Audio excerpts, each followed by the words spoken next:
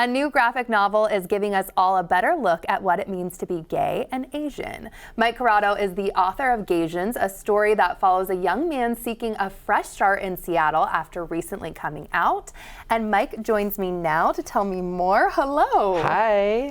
So you first moved back to Seattle in 2003. So what was life like for you back then? Well, 2003, I just graduated college. I had just come out that year. And I was ready to kind of start over. And I moved here from the East Coast. And I didn't really know how being gay worked. And I met this amazing group of friends when I first moved out here who happened to be gay and Asian. And it was such an amazing time because for the first time ever, I had these people that kind of understood me in this three-dimensional way. Definitely. Yeah. And did those experiences kind of lead you to want to write this book? And what can people find in it? Because we do want to tell people it is for a mature audience. There are some themes. This is my first adult book. I've written and illustrated for children for 10 years, but this is my first adult book. And so it is very inspired by a bunch of my friends and that time period in my life. And I also interviewed about 30 different people when I was working on this book. Oh my gosh, so many stories. So was that your process for writing the book, like interviewing people, and why a graphic novel in particular? Yeah, I mean, yes, the interviews really helped me create really three-dimensional characters, and one of the characters, AJ, is very much based on my own experience, but I'm writing outside of my experience for a lot of my characters, so I really wanted to hear from other people so that my characters could feel real. And graphic novels, I mean, I love comics, right? I love it, and they've always been an important part of my life. And I just really wanted to see these characters. I wanted to see the representation because we don't see a lot of,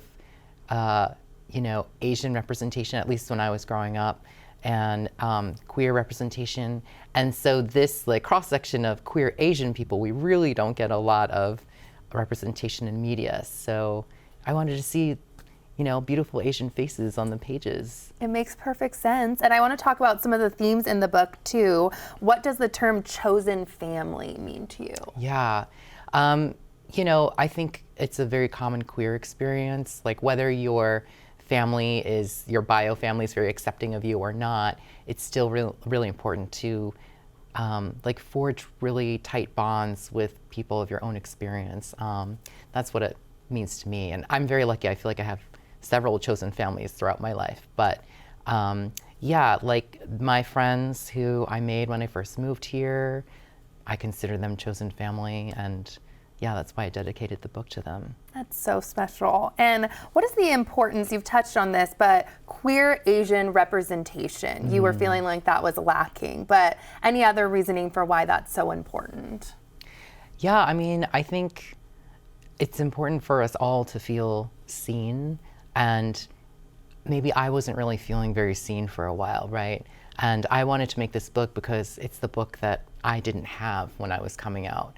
And I want queer Asian people to feel seen and heard and loved and feel at home in this story, because that's what I needed. So if something doesn't exist in the world, you have to create it. Make it, yeah. Yes. And this book, like we said, has some mature themes, but what do you hope people really take away from this book?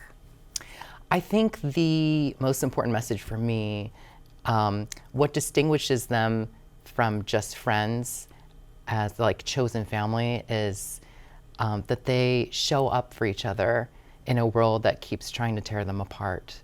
And that's what really matters, right? And they're not friends because they're gay and they're Asian. They're friends because they see each other and they understand each other and they show up. And I think at the end of the day, when you really love someone, that's what you gotta do.